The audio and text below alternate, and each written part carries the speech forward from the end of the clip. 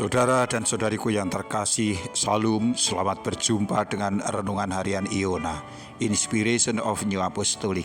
Damai sejahtera Tuhan Yesus Kristus menyertai kita.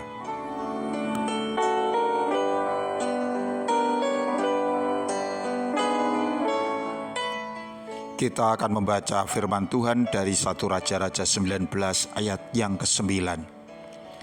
Di sana masuklah ia ke dalam sebuah gua dan bermalam di situ. Maka firman Tuhan datang kepadanya demikian. Apakah kerjamu di sini, hai Elia? Jawabnya, aku bekerja segiat-giatnya bagi Tuhan, Allah semesta alam. Karena orang Israel meninggalkan perjanjianmu, meruntuhkan mezbah-mezbahmu, dan membunuh nabi-nabimu dengan pedang. Hanya aku seorang dirilah yang masih hidup, dan mereka ingin mencabut nyawaku.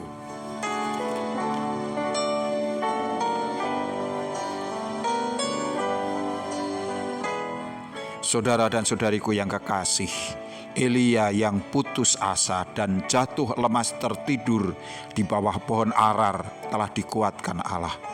Dengan makanan, roti bakar, dan air yang dikirim Allah melalui malaikatnya, Elia mendapatkan tenaganya kembali. Ia berjalan 40 hari 40 malam tanpa henti hingga sampai di gunung Allah, yaitu Gunung Horeb, atau disebut juga Gunung Sinai yang bersejarah. Ia berhenti di sana dan bersembunyi di dalam gua. Meskipun kekuatannya telah pulih, namun rupanya semangat dan keyakinannya masih rapuh.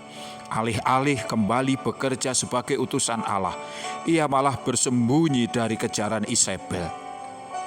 Tetapi Allah sungguh mengerti akan kegundahan hati Elia. Meski Elia telah pergi begitu jauh, tetapi tidak sulit bagi Tuhan untuk kembali menemukannya. Di sana kemudian Tuhan bertanya, apakah kerjamu di sini, hai Elia? Pertanyaan Tuhan ini langsung tertuju masuk ke dalam hatinya. Itu seolah-olah meragukan atau meremehkan jerih lelahnya dalam mengikuti perintah-perintah Tuhan. Maka Elia pun bereaksi dengan sedikit emosional. Katanya, aku bekerja segiat-giatnya bagi Tuhan, Allah semesta alam. Karena orang Israel meninggalkan perjanjianmu, meruntuhkan mezbah-mezbahmu, dan membunuh nabi-nabimu dengan pedang. Hanya aku seorang dirilah yang masih hidup, dan mereka ingin mencabut nyawaku. Tuhan pasti tahu Elia sedang jengkel, tetapi Tuhan memaklumi suasana hatinya itu. Tuhan tidak kemudian menanggapinya, melainkan dengan caranya yang lembut. Tuhan menenangkan Elia. Tuhan membuatnya kembali memiliki semangat untuk melanjutkan pelayanannya. Apa yang dilakukan Tuhan? Tuhan Allah menyatakan dirinya kepada Elia. Maka setelah itu Elia pun yakin Allah tidak pernah meninggalkannya.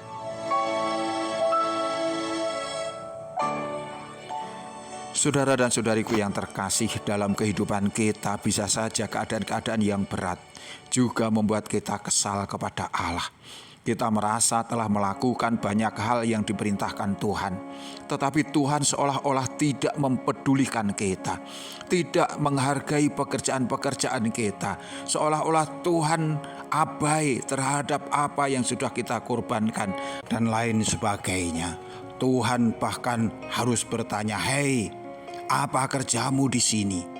Ini seperti pertanyaan yang tidak menghargai, tidak mengapresiasi apa yang sudah kita lakukan untuk Tuhan, bahkan seperti menyangsihkan pekerjaan kita.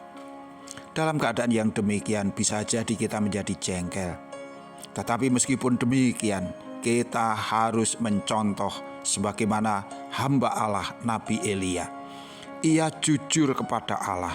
Ia mengatakan apa adanya tentang suasana hatinya kepada Tuhan, tentang keberatan-keberatan yang dialami dengan cara yang baik, yang sopan, dan tetap menghormat Tuhan.